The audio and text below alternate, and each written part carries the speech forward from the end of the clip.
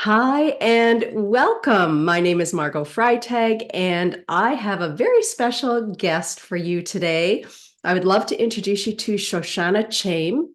Do I have that pronunciation right? Got it. Perfect. You did. Okay, great. Shoshana is a fellow plant-based enthusiast. She is a serial entrepreneur. She's a podcast host to Plant Trainers Podcast, and she's also an author of a book that we are going to be talking about today. So welcome, Shoshana. It's so nice to see you. Thank you, Margot. It's nice to see you too. And we've got the roles reversed today. I know. We just had these roles the other way around yesterday, which is kind of cool. Yeah. Why don't you tell us a little bit about your background, your story, what brought you into the plant-based world, and just bring us up to speed on what brought you to where you are today.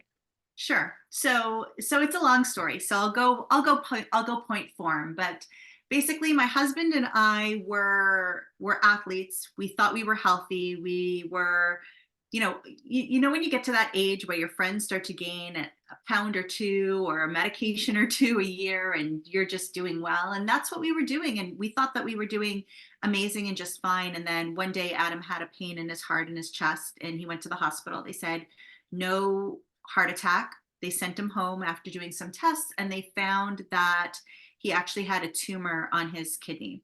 And they thought that it's very highly possible that it could be malignant. And we were given some scary possibility news. And then from there, we ended up finding out that he had some heart disease as well. And all of that to say, I was pregnant with my second. And I was told 3 times in 9 months that I might need to raise my kids on my own. And that scared us a lot. Fast forward to anybody who's feeling a little bit nervous right now. He's fine. He's well. He's well into his 40s, doing almost 50 actually, doing amazing. But at that time when he wasn't even 40 years old yet, none of those things ran in the family. So we started to ask ourselves a lot of the questions of, why is this happening? What are we doing? What responsibility do we have for our health, for our family, for our children to be healthier? And he started to do research and found that a plant-based diet was the only way to prevent and reverse heart disease, because he was scared, even though, the tumor was benign, we were in the clear, but that heart disease was lingering and he didn't want it to get worse. And he went plant-based for a year. And what he found is that not only did the tumor shrink, but the heart disease went away completely. And he kind of said, we have something here. So that got our family down the path to plant-based nutrition, and just understanding that our bodies are filters. Everything we take in needs to be filtered through the body, and not everything gets filtered through. Things get left behind. Genes are given messages. Cells are told to grow when those specific cells shouldn't be growing. And we really became plant-based advocates. We started the Plant Trainers podcast, started to get invited to speak on stages across North America with some of the greats, had some really, really great times, and just, continued to run the podcast to help people have motivation, inspiration, science, whatever they needed, their handheld to continue on their journey of plant-based nutrition. And so in line with plant-based punks and grassroots, starting young. Our kids were in a lot of our cooking videos when they were younger, when they wanted to be when they were Yeah, younger. yeah. And yeah, it's just been so much fun. So that led me down the path from being a kindergarten and phys ed teacher, leaving teaching, helping people full time adopt a plant-based diet, and watching, or lifestyle I should say, and then watching all the good things happen. So I wasn't necessarily helping people with the goal of losing 68 pounds or coming off of metformin or doing all Right, these wonderful things that they did. It was the goal of becoming plant-based and letting nature take its course and seeing right, what happened next. right. Um, Wow. so that's the plant-based story. Yeah. Tell me, your husband was quite young when all of this happened, right? Was he in his 30s? He was about 36, 37, somewhere in between. Right. Yeah. So tell me about how restrictive he had to become. Was it like an Esselstyn type program that he followed, or was it more of a general, maybe loosely based Esselstyn? How committed and how sort of restricted did he have to become? Right. So for those people who don't know Adam, he is extremely black and white. And if you Mm, tell him that this is what you need to do to achieve the goal that he wants to achieve, he's going to do it.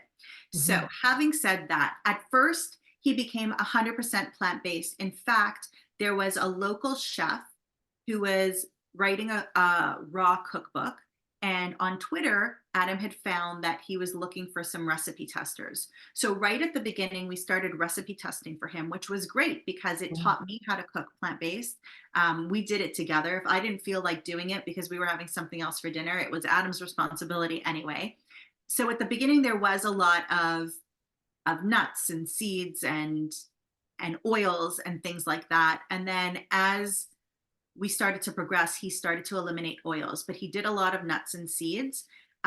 It wasn't like he had stents put in and that it was an emergency, but we had lost a friend a couple of years before who was young and fit and an athlete, and he had a heart attack playing floor hockey one day and left his young family behind. So Adam really did not want to fall into that same story. right, So he right, did not eat oil for the most part of that. For the most part, I don't cook with oil at home. If we're in a restaurant, yeah, we don't avoid it. Sometimes we'll ask them not to put the extra oil on top of the yeah, hummus or whatever it is that we're eating. And then for myself personally, I find that as I got into got into my 40s and perimenopause and hormones and all that, I did find that some high quality oil was necessary, but not frying oil and right, things like that. Yeah. right, right, Um, yeah. So he was pretty strict, but we don't know if he needed to be to right. achieve what he did. But I can tell you that when I was working with clients in that capacity, anytime there was already cardiac issues going on, especially medications, no oils is the No best oil. way to go. I mean, it's not worth it. It's No, not worth it's the risk. just not worth it. Yeah. Yeah. Well, I find it really interesting that, you can have such a huge and significant impact with diet in a short period of time like that. And it's just the proof is in the pudding, obviously. And I just wondered, when somebody is young and they make this transition for their heart health, what that looks like compared to somebody who is maybe 60 or 70 and they've been eating, the standard American diet their whole lives and they've thought they've sort of considered themselves to be healthy, Right. uh, right? And then suddenly, whammo, the changes need to be really extreme to make any headway when you're older. Okay, so that's really interesting. So thanks for that. I want to talk a little bit more about you and about your book. I'd love to know a little bit about why you wrote this book and what led you to it and the inspiration behind it. So just for the audience, I'd like to share that it's called I'm a Peaceful Goldfish. And I'd love to know how all of this connects. So I'll let you take it from here. So it's called I Am a Peaceful Goldfish. And I wrote this book. So going back to when I was a kindergarten teacher, I really believe that I still believe it now in the coaching and business industry that stories are so powerful. Mm, And storybooks for children are a way to learn. They are a way to learn. And my son was having a hard moment. He was having a hard moment. And I was telling him, come on, Russ, take some deep breaths. And in my head, I knew you can't teach a kid something new when they're already spiraling out of control. He needs to learn how to take deep breaths to calm his nervous system at a different time. So once I was able to get him calm enough that he was safe and he needed time in his room alone to kind of, bring it down even more, I literally went downstairs and took out a piece of paper and started writing the book. Started yeah. writing the book because I didn't have this book on my bookshelf at home. I didn't have this book in my classroom. I actually, before I started writing, I did look it up online and I couldn't find a book online to teach kids how to take deep breaths. There's lots of information teaching adults why it's important to take deep breaths and different kind of breathing techniques. But 8 years ago or whenever it was, there was nothing out there for kids. So I started to write it and I started to draw little pictures. And later, when he was feeling well, we went through it and I started to think, well, why just for Russell? Why not for my students at school too? And then I thought, well, why just for my students at school? Why not for the whole world, for all the kids? Right. And I'd taken a course in university going through getting my B.Ed, and one of those courses was children's lit, and we had to write the first few pages of a kid's book, and I remember how difficult that was. But I was like, you know what, I'm going to publish this. So it was a lot of hard work. It took 6 years from the time I wrote it to the time it made it to the Indigo and Barnes and Noble shelves and all of that. But 6 years I wrote the book, and I wanted every single child in the book to be able to find themselves in the book, basically. So I see. Yeah. let me tell you a little bit. Should I tell you a little bit about what? Yeah. Yeah. Please. All right. So I'm a peaceful goldfish. Basically, these kids, they have all the things happen to them, right? All the things that you could expect that would bring your own child to tears, or your own students to tears. So the ice cream falls, the crayons break, the page tears, the the dolls break, all the things that upset kids, and they get really upset. And then, but they see the goldfish sitting there on the table, and they go, oh, that's kind of peaceful. I want to be like a goldfish too. So they go, oh, I have an idea. So they take a deep breath in, and we practice that together. And then when they breathe out, they're fish in the bowl blowing the bubbles. And then Oh, you may have yeah. seen the elephant who lost the tail. So that inspires them to use their imagination, and they take a deep breath in. And this time when they breathe out, they're elephants, and they go through using inspiration and pictures and toys of what they see in the house and outside Yeah. to use their imagination to become these characters and take deep breaths in and out. And my hope was that parents or teachers would remember their favorite character from the book. So when you're in the middle of the grocery store, or you're at the birthday party, and they start to go, that you could say, let's take deep breaths like the dragon, let's take deep breaths like the goldfish. And Yeah. you could use tactile, you're using memory, you're using colors. There you need to approach this from a much different point of view of just being told, take a deep breath. Right.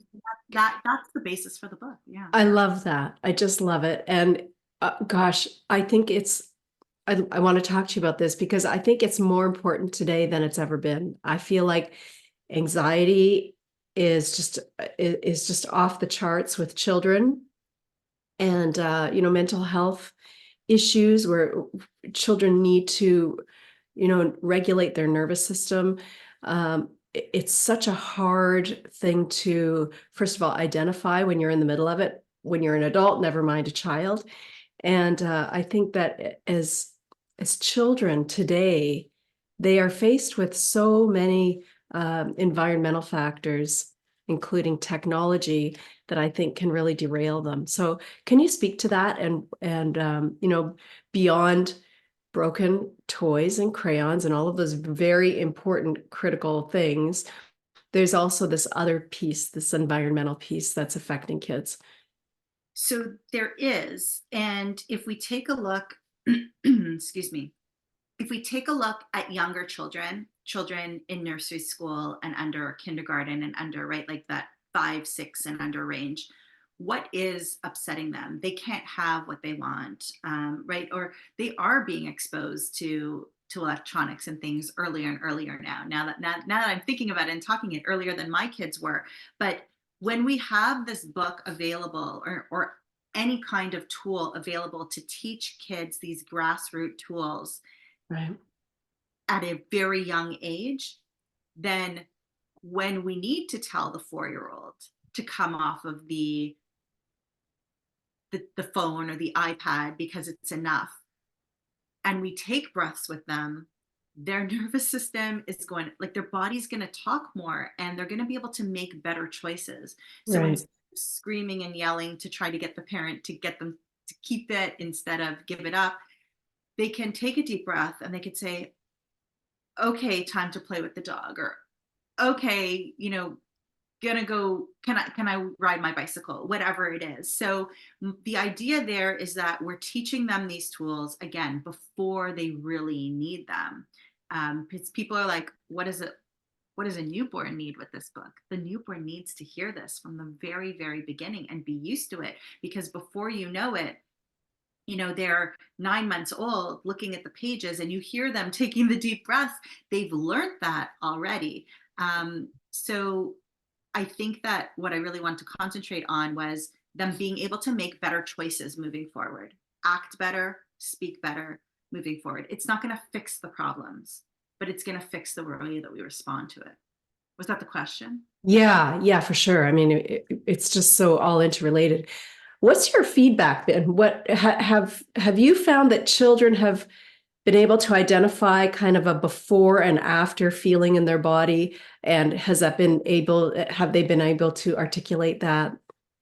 So, Margot, would you believe me if I told you that I have got more feedback from parents saying Uh, they have had, yeah, like, they have actually felt feedback in their own bodies and giving me that feedback? yeah. Like, I would say 80% of emails are, yeah, it's great.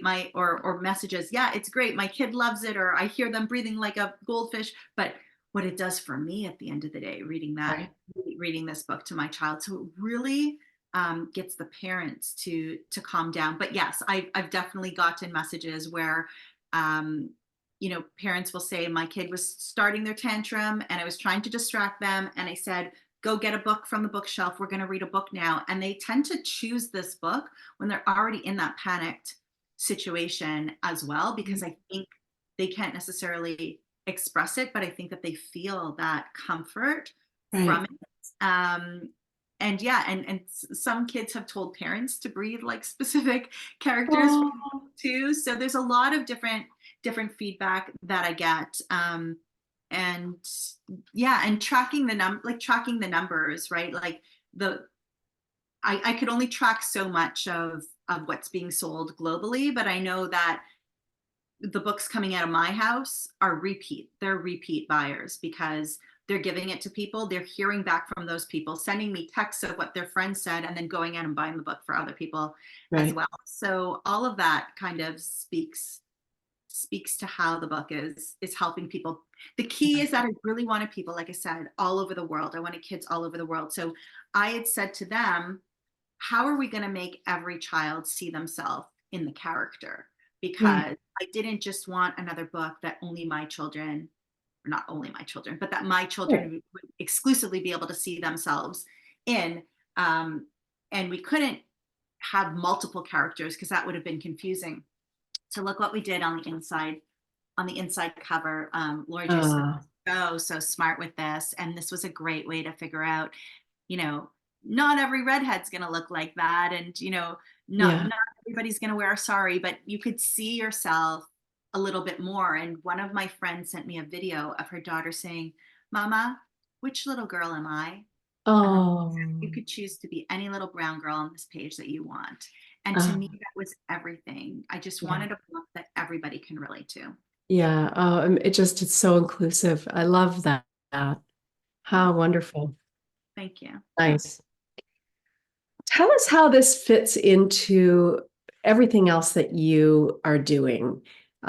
What's the overall theme and how does it fit in with the work that you do in the world? Yeah, so that's something that, as an entrepreneur, I did struggle with for a little bit, right? Like, I was a teacher and I wrote this book out of being a teacher and a mother, but really my mission in my life is to help people improve their quality of life. And health and wellness for me is number one. So under that health and wellness umbrella, it's not just what we eat, right? It's how we live. It's, are we putting away our electronics before bed? And what Mhm. breathing techniques are we bringing into our life, and are we getting outside into nature? So all of that comes together. So right now, the work that I'm mostly doing is in the area of redox. I know that doesn't mean a lot to a lot of people, but basically what I'm doing is I'm heightening the body's ability to communicate again, like it did when it was younger, to bring more healing to different areas of the body, turn off the healing, work with genetic expression through through a very, very simple therapy. So in doing that, it was like, but wait, I have this book, I have this kids book that they kind of don't go, but they do. They Because do. the more we learn how to calm the nervous system, the more we learn how to make good choices, the more we don't go out there and put more poison into our body because we're feeling upset about things that are happening, the better off our body is. And then when it comes to autoimmune disease, hormone imbalance, genetic issues, they're not as heightened.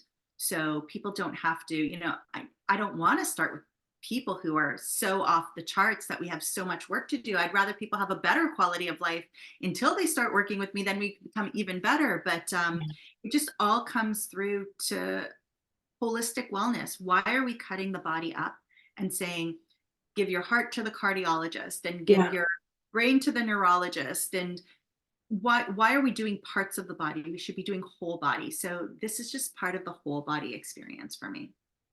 Fantastic. It has so much to do with input, right? All of if the food, the environment, all of the things that are coming in and how we assimilate it and process it and detox from it, and what it does to our bodies. I think it's all really interconnected. Very Exactly. nice. Exactly. And starts in Shoshana, where can people find your book, and where can they find out more about you? Thank you. So they could find the book hopefully anywhere. They could find it in independent bookstores. If they don't have it, you can ask for it. Indigo, Barnes and Nobles, of course, Amazon. It's available. It's out there. If you want a signed copy, you can go to shoshanachaim.com and you could request one there. And if they want to know more about me, again, they could go to shoshanachaim.com, or they could follow us at Plant Trainers on Instagram. So there's 2 T's in the middle there, Plant Trainers, and any DMs that we get is me responding back. Not a bot, not a VA. So it'll be me. So if there's anything that you need, those are the 2 great places to go. Fantastic. Thank you. You're welcome. Before we say goodbye, is there anything that has been left unsaid, anything that you wanted to touch on or cover before we say goodbye today?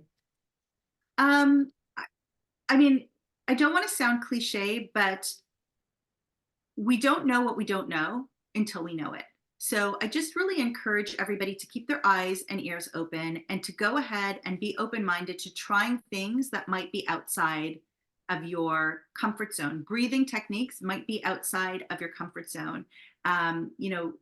The therapy that I'm doing with people, I didn't know about 6 years ago, and I was so immersed in the health world. And it wasn't until I could give up my ego of thinking I knew everything about nutrition and health that I was able to find that, because I actually had my own health issues going on. So I just really encourage people to be open to new experience and do what makes yourself happy, because the happier you are, the happier your cells are, and the better your body's going to respond.